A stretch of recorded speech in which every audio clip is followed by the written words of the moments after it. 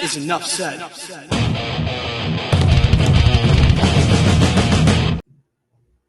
Welcome back to another episode of the Miami Heat Roundtable. I'm your host, Amir. Joining us today, we have Ernest. You can find him at Miami Heat Talk. We also got Trent. You can find him at the Miami Heat Network. And for today's roundtable, really excited because we got a special guest joining us. We got Brady Hawk from the 5 Reasons Sports Network. Thanks for hopping on, Brady. Yes, sir. Thank you guys for having me. Yeah, no problem, man. So the NBA season is finally back tonight. So really excited. It's been a long off season. The Miami Heat season starts tomorrow officially versus the Orlando Magic. Before we talk about the upcoming regular season, I do want to touch on the preseason real quick, Brady. So the Miami Heat appeared to follow the math and the analytics for once this preseason. So adjusting its shot profile in hopes of producing a more effective and efficient offense. And so that means fewer mid-range shots outside of the paint. So Spo talked about how we want to, or maybe it was Tyler Herro said we want to focus on more layups, so finishing at the rim and obviously shooting more threes. And to do that, it looks like the strategy this preseason was the 5-out motion offense to put up more threes, to open up the paint, to get to the rim. Also, the goal was to play a little bit faster, so we saw more transition basketball, which was finally fun to see. So my question to you, Brady, is do you think this is going to be a sustainable strategy? Like, is Spo actually going to leverage this in the regular season? Are we going to see Bam shooting more threes, or do you think he's going to go back to his old ways? I don't think the sustainability part is a Spo thing. I think it's more on the players. I'm curious to see if they're going to buy in because, look, it's a taxing style. Like, to just play into this, it's very easy to flow into, like, natural, just pick and roll offense and just play that game. But when you're playing this total movement, when you have, like, your star players that have to be off-ball cutters and screeners and movers, like, it is taxing. So it's fun right now and it's working. But to your point, it's the question. It's the consistency. But I will say, I think there will be buy-in from this team because I think they realized they needed a new offense. I think they're sick of the style that they were playing, and I think there is a real buy-in across the board. Guys like Jimmy, I don't think he doesn't want to play just total pick-and-roll basketball, and if whoever has the pick-and-roll, everybody's just standing around in the corner of the wing. They want to move around. He's such a natural, good cutter on that baseline and everywhere else. I think they are going to lean into this, and as you mentioned, the Bam shooting part of this is what unlocks it all. Like, that's what literally gets it back to everything, is that you're able to run this 5-out offense, give yourself driving lanes, gives you the opportunity to eliminate mid-range shots. Like, it's easy to say you don't want to take mid-range shots, but when teams are forcing you into them, it's another thing. But when you change the offense to, like, make sure everything is going toward the rim, or you're running a drive and kick offense, and you've mentioned the preseason, a lot of what we saw was Tyler or Terry kind of running the show, driving to the basket. And if they didn't have a layup, it's a kick out to that opposite corner with a hammer screen from Bam or Jimmy, and it's Tyler or Terry shooting a 3 in that corner. So they're buying into this style. I will say I would push back on maybe the pace. I don't know if that's going to be a consistent thing as well. You're going to see, like, these teams, these lineups be mixed as well. Like, we're seeing a first unit, second unit, third unit, fourth unit in the preseason. So things are going to start mixing in with the rotation here soon.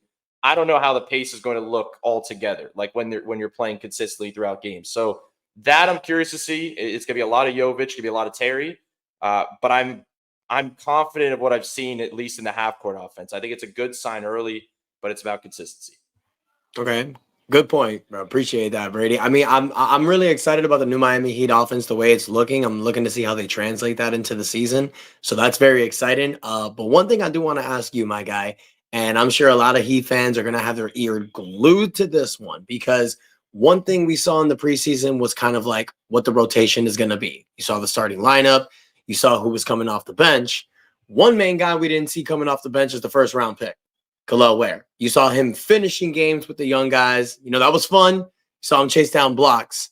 But my question for you, my guy, do you think that it's more going to start with the season with Spo going more towards Kevin Love and Thomas Bryant, and then Ware would be acclimated in? Or do you think this is going to be like Bam Adebayo first season? You're not really going to see a lot of them unless there's injuries occurred. What do you think?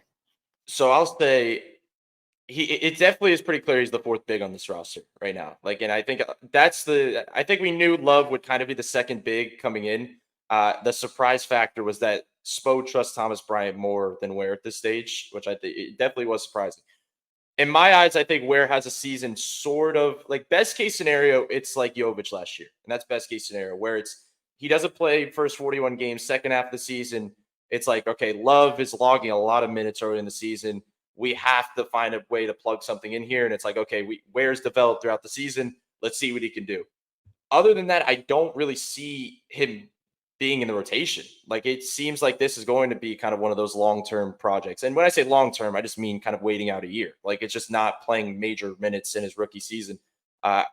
He's fun. There's flashy. I'm more of a fan, especially in preseason. I was pushing for him to play more than like a guy like Thomas Bryant. You know what you have with Thomas Bryant. There's still the unknown with Ware. If you're going to have meaningless minutes, play Ware and let him figure it out. It all comes down to defensively. If he's able to figure things out and be just serviceable on defense in that drop and not make many mistakes, he'll play. Like, that's fine. That's all they need in the backup big.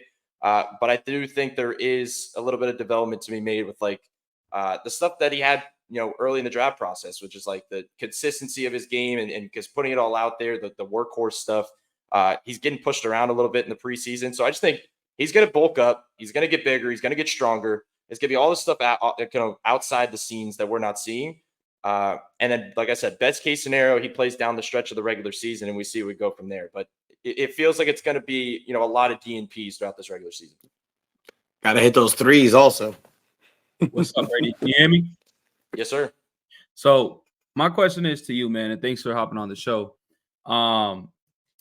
The Heat feel like they need to choose a direction, right?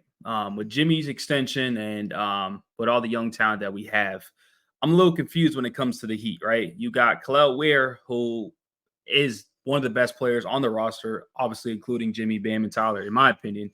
But you just said they're not going to be playing as much, and they're going to have TB and K-Love, right? So are we developing these young guys? Or are we contending? Because I feel like they're trying to be in the middle of it, and that's not how it works in the NBA. Like, you have to choose a direction. You see the Suns, even though it's not working out, they're trying to compete for championships. The Sixers, the Knicks, even if it's not working out, we know the direction. The Heat is like, okay, we got Jimmy, Tyler, Bam, and Terry. Is that going to get the job done? But then we got Jaime, Jovic, Kel'el Ware, Kashad Johnson, and you can add Drew Smith to that. Like, what direction are they going to go? And then, this is kind of thinking about the future. Like, after this season, what's up with Jimmy? Like, Jimmy's like, his mindset kind of seems like he's locked in. But then again, he's like, even if they offered me a contract, I don't know how true that is, I'm not accepting it right now. So what's going on with this Heat team, and like, what direction are they going? What's going on with Jimmy? Like, do you think it's going to spill into the offseason where it gets toxic? Is Tyler? Is it Terry?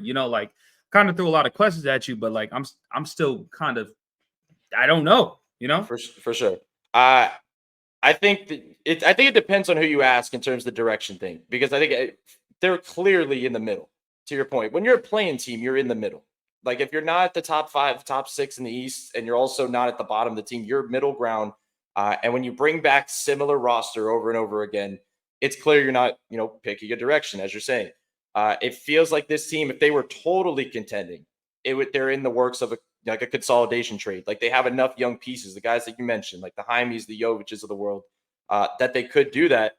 But I don't think they're fully in that mode. Like, they'll say they're contending, like they're playing for championships, they're playing to win. They feel like they can go on runs, but they're not going to give up on the young part that you're talking about. And that that decision that they're unable to make, and we're, battling back and forth with, is why they haven't picked a direction. And it all goes back to Jimmy, like you said. Like, it's all on kind of the extension stuff, but there's no predicting it.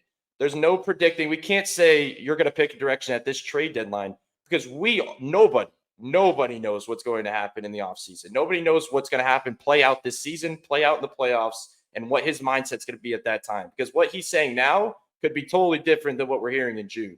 So I think it was promising what he was saying now compared to what we heard in the summer. Like, the stuff that he's saying where he's not worried about the money. And we all know everybody's worried about the money. It's to some degree here, but like, saying the right things in terms of like wanting to be back and pushing that direction, I think was important.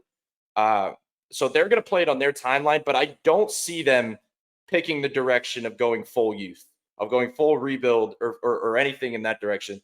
And that's why it gets a little middle groundish. And it comes back to the point in the playoffs where it's somebody having to play superhero ball, where it's Jimmy having to go nuclear to kind of carry a roster, or your role players just have to be playing at an above average level, as we've seen in the past on certain runs. So that's kind of the predicament they're in. But I just, to answer your question, just as a full, like, I don't see them picking a direction because I think they realize they're kind of in the middle. They have good young players, but they have a guy that in Jimmy that's ready to win now. So my part 2 question would be to that too, right? So Tyler, I think Tyler came in a little bit different this year, right? He came into the interviews like talking about like last year, I'm trying to be an all-star, I'm trying to do this, I'm trying to do that. Do you and this question might be a little funny, but I'm not a big Tyler Herro fan. So do you think Tyler realized I'm not that good for me to be acting like I should be a starter? I'm an all-star, I'm this, I'm that. And he's like, I'm about to just accept my role and see what happens. Or do you think he's just kind of like whatever happens, whatever? Like, you know what I'm saying? Like, what do you think is going on with Tyler? Because Tyler been involved in trade rumors. He's been going back and forth with fans, and it gets to him, I can tell. But like, what's like, do you think the Terry and Tyler thing can work? Like preseason, you can tell a little bit, but we got an 82-game season starting today. The big dogs, it's the season today. So, like, do you think that can work out? And do you think Tyler can stay healthy? Because the dude he already missed. He didn't miss much time, but he said, I was just working too hard, so I got a little sore. What do you mean you working too hard? Like, if you're working hard, you're already getting injured. That's a concern to me. So, you know, what's going on with Tyler? Like, you think he eventually does get traded? Because I feel like he's been brought up in trades and every year. You know? So when I think even if you're been anti-Tyler over the Heat tenure, I think this is the most promising opening to a season that you could have, because I thought his approach and everything was really genuine. Like you said it before, like he came in previously, he talked about wanting to be an all-star, personal accolades, wanting to average 25 points a game, wanting the ball in his hands, wanting to start, wanting to do all this stuff. And he came in this year and he's like, I'll take a back seat offensively. I'll play off ball. I realize I said that stuff in the past. I don't really care what role you put me in. I just want to win. And I think there's a realization, I think, as well, that it's like they have to play the style to win, and he has to play it. Like there's just a realization there. And Spo had a conversation with him.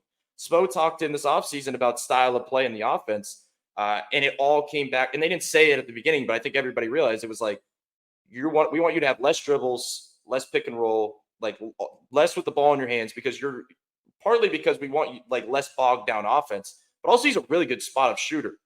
Like when he first came into the draft, he was called a specialist. He was getting compared to Nick Stauskas. So I just think there's certain things there where you look at this season. Terry and Tyler is the dynamic that is their upside and is their floor. Like, I think it's both.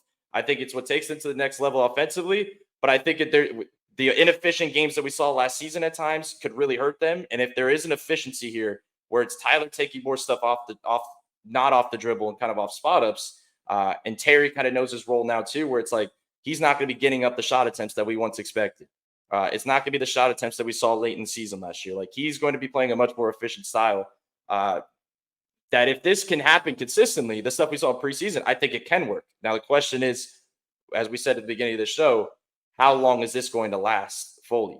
So I think it's promising. The other thing I'll say to add on with Tyler, the guy is such a good mid-range shooter, and the fact that he's like willing to sacrifice the mid-range fully, like, and we'll see how long that lasts as well. But like he didn't take one mid-range, I don't believe. He took like maybe 2 total in the preseason. So him being able to eliminate that for the offensive like greater good and turn those into more drives, because he got to the rim a little bit more, which is important. If he could turn that into more free throw attempts, that's important. So he said all the right things. He did all the right things in preseason, but ultimately it's always going to come down to playoffs with him. So nobody's going to give him the credit, even if he comes out the gate hot. And it's not going to come out, and nobody's going to give him the credit unless he plays 70 games, if he plays a good portion of the game. So until he proves both those things, he's still going to have that thing over his head. But I think it's a good start. You can't knock him for the start of the season. He's come out doing the right things.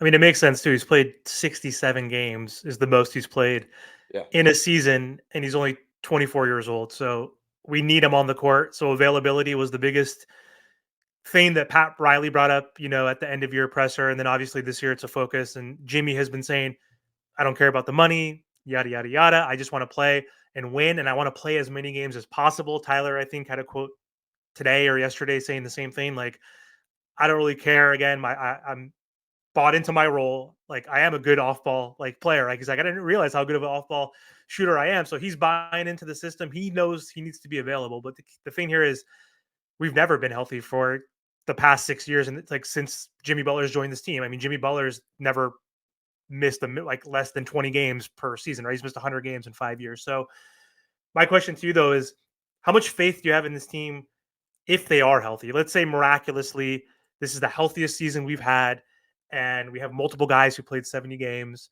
So what seed do you think the Miami Heat can finish in if healthy, and how far do you think they can actually go in the playoffs if we have a locked-in Jimmy Butler, Tyler buying into this role? Obviously, defense is going to be there, but just playing a more modern style of offense, how far do you think this team can go? So if I'm going like best case scenario, all things align, and they're fully healthy, I think they could be a top 4 seed. And that's probably the ceiling there is around 4, I would say. Just because I think there's some like Philly starting the season with like their Paul George and Embiid already out a week, and they're seeing these injury problems. Milwaukee getting older. They're very thin in their rotation as well. Where I look at Miami, at least they have depth to make up for the injuries like that are like the injuries, meaning like here and there, like missing a game, not like the injuries that we've seen the last few years where it's like long periods of time, where it's week to week. And it's like, we're hearing the going to the Spo thing and he's talking about, they're progressing. Like, no, not those injuries. But I do think like if this offense could continue, the young guys upside, I think the biggest one to me that really does move the needle is Jaime Hawkins. I think he's the guy that kind of moves them in the standings in the regular season. If he's in the 6 man of the year running, if he's kind of the energy ball that Tyler was in 2022 off the bench, like when he hits the scorers table, arena goes nuts, and he comes in and just an immediate offensive firepower, just somebody that can just get you a bucket immediately. I think he could move the needle. The defense is kind of my biggest question heading into the season. Everybody's been talking about Terry and Tyler offensively. How will they work? I kind of felt like they'd figured out. I was more worried about what that unit was going to look like defensively. Once again, good start. Like they're forcing turnovers. Both of them are active, getting steals and doing that stuff. I'm not sure how long that'll last. Like when they're playing real teams, like good teams in the East and West, they're going to get hunted. Like they just are. Like, and especially at the end of games that they're closing, they're going to get stuck on mismatches. So I'm curious to see how the defense looks. They're going to have to lean into their wings. They have to lean into Jaime if he's defending at a higher level. They have to lean into Haywood Highsmith. Jimmy is going to have to guard actual guards this year. So I look at the point of attack once again. Jay Rich, maybe if he returns, guards some point of attack. But other than that, I'm looking around this roster and I'm like, it's Haywood and it's Jimmy. So Jimmy's going to have a kind of a larger, to just do more defensively. So if they could find a way to be a top 10 defense again, because they were top 5 last year.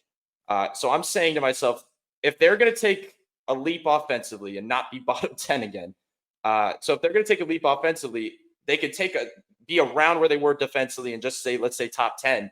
I think they could be. They're not a playing team at that point. If that's the adjustments you're making, you're not a playing team. And then you mentioned the playoff part. That's always to be seen. Like if you match up with a New York, I can promise you nobody on this team is worried about Karl Anthony Towns acquisitions. Like people were. I heard you may not like this because I know you may not like Tyler's comments, but I know he said something along the lines of Minnesota may have won that trade. Like that, like they're not, this whole organization is not worried about those type of teams. So I do think they believe they can beat anybody when they get to the playoffs, but Boston, it's just got a lot of firepower on that team that they're going to have to have a lot of things break right. But I really do believe that if they lean into this stuff that we're talking about, they're not a playing team and they could be around the 4 to 6 range. I agree. I think they can even be higher. Shoot. But I got one more for you, Brady. And I really love how you went over the defense because that makes a lot of sense. We've always been a top defensive team. So if we can get our offense top 10 and be that same defensive team, absolutely right. Why can't we get top 4? But my question is kind of going back to the offense because now you're going to have Terry Rozier for a full year with Tyler, Jimmy, and Bam. I think because of what we saw in Team USA and the change of his offensive game, personally, I think it's time to give Bam the keys. And when I say the keys, I mean to be the number one focal point option in the offense. I do feel that having these 4 guys, you may not see not one of these players crack an average of 20 points a game. But my question with you, Brady, because you really know the X and O's of this team, especially with the offense, do you think it's time that the Heat should look at Bam as the number one option, or kind of say, hey, whoever's hot, go? I don't think it's crazy. I just think it's tough. So it's one adjustment at a time here is kind of their perspective. Like they're making the adjustment to the 3-point stuff and the 3-point offense. There's layers to this that I think they can see. So like I don't think this is a day one of the regular season. It's like give him the keys. I just think they see some layers here where it's like, okay, we start here where he's spacing the floor. We see how defenses react. We run handoffs. Then it's pick and pop stuff. We see how if the big is stepping up. Then it's like, all right, the big stepping up a little more. Now Bam can play off closeouts, and he's getting to the rim a lot more. I personally believe like we did a kind of on 5 on the floor. We did like a hot take predictions type thing. One of my hot takes is I think Bam could be top 10 to top 15 of free throw attempts. I think the 3-point shooting makes that jump. Like I think he could kind of start doing stuff more to the rim, less fadeaway mid ranges that he was really good at. But like it's not the best shot in the world for him. Like I think there's better. He's just such a unique player that I think there's better options. So to answer your question, give him the keys. I also believe like like I said before, you're going to see different rotation. Like this starting lineup thing, you're not going to see Bam with the starters 24/7 like we are. So it's like of course there's going to be less opportunities for him right now to get a ton of shots up. So I think my take on it, I think the rotation probably is Tyler and Jimmy exit early and Duncan and Jaime come in. So it's probably like a Terry, Duncan, Jaime, Bam type lineup that comes in secondary. And that's in a lineup where he's going to be utilized a lot more offensively. That's a lineup where he's going to be used in that mid-range a lot more, stuff at the rim. I just think the starting lineup is where he's going to shoot most of his threes. Like that's kind of their base offense there. And like I also like I know we're excited about the threes and we keep like putting baselines of what it's going to be. But like I don't think he's going to be standing out there as much as we have seen too. Like I just think this is all like trial stuff. Like they're just trying to figure stuff out right now. But I do think just the fact that he doesn't have a lot of weaknesses right now in his game offensively, like it's going to be a layered thing throughout the season they can get to. So Brady, before we close, and I want to go around the horn and get everybody's prediction before we hop off. I saw Greg made his prediction on Twitter for a few things. So I want to ask you guys specifically, who do you think is going to be the Heat's leading scorer in the regular season? So who do you think, Brady? We'll go with you first.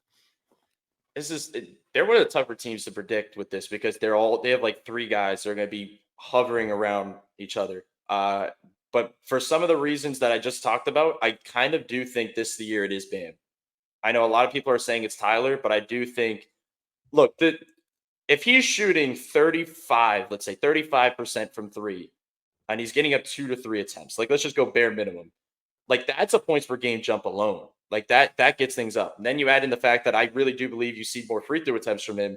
That's more easy points for him to kind of rack up. So I do think there's just going to be like the way he was getting to his 19, I think it was around 19 to 20 points per game last year was like taxing. It was a difficult 20. Like he's shooting some tough shots where I think this year it's going to be a little bit easier.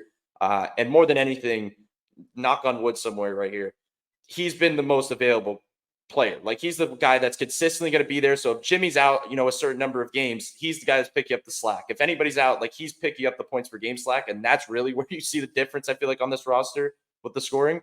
But I do think it's Bam, but it's going to be slightly. Like they're going to be all hovered around each other.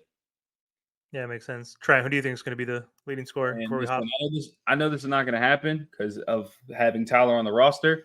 But I need a Terry Rozier 2023-2024 Charlotte Hornets when the dude is averaging 23 points a game, because we gave up a first for Terry, and I get it.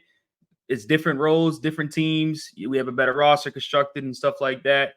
But I need to see aggressive Terry. I need him attacking the rim, shooting more threes, because in Charlotte, that dude was chucking a lot of threes. And like I said, I understand the difference between the two teams, but that would be like kind of my hot take for the year. Like I want Terry to lead this team in scoring, because if that's the case, then we already know what Jimmy and Bam are going to do, and Tyler in the regular season. So I think that can be a big for Miami. What about you, Ernest? I mean, I was going to say Bam originally, but I don't want to do the same thing. So I think Jimmy Butler can still lead the team in scoring, especially, being a contract year. You know what players do in contract year. They want to show out. With this whole drama that happened in the offseason, especially with the passing of his dad, I think Jimmy Butler's ready to give a big remember who I am during the season. So I think it still could be Jimmy. I'm not doing this on purpose because my answer actually was going to be Tyler Herro, just because he's one of our best 3-point shooters out of our big four, if you want to call it that. He's the best 3-point shooter, and his catch and shoot 3-point percentage was, I don't remember exactly in the top of my head, but like anywhere from 42 to 43%, somewhere in that range. So he could be way more efficient, because besides availability, consistency was an issue with him, obviously, offensively. So I think Tyler, also putting on those 12 pounds, like, can maybe help him absorb some contact, because he gets blocked a lot at the rim. And I know Spo and folks don't want him to do any more of those floaters, right? Because that's kind of a mid-range shot, which we're trying to get away from. So I'm going to say Tyler, just to not be different, because I think that could be possible. So we'll see. But anyway, Brady, before we hop off, I know most of our audience is probably following you guys, following your Twitter and following the 5 Reasons Sports Network YouTube page. But do you want to let the audience know where they can find you and some of the different things that you guys are going to be working on throughout the season? 5 on the Floor podcast. My handle is Brady Hawk 305 on Twitter, and that's pretty much it. We have our Off the Floor Discord with a bunch of Heat content as well. And other than that, we covering all the 41 home games once again. So hopefully it's at least more fun basketball than we witnessed last year. For sure. So thanks again, Brady. Really appreciate your time. Ernest, anything else? You guys know the drill. Like, share, subscribe. Team to beat Miami Heat, Miami Heat Network, Miami Heat Talk. Don't forget about Martell and Miami Heat Zone podcast. Appreciate you guys.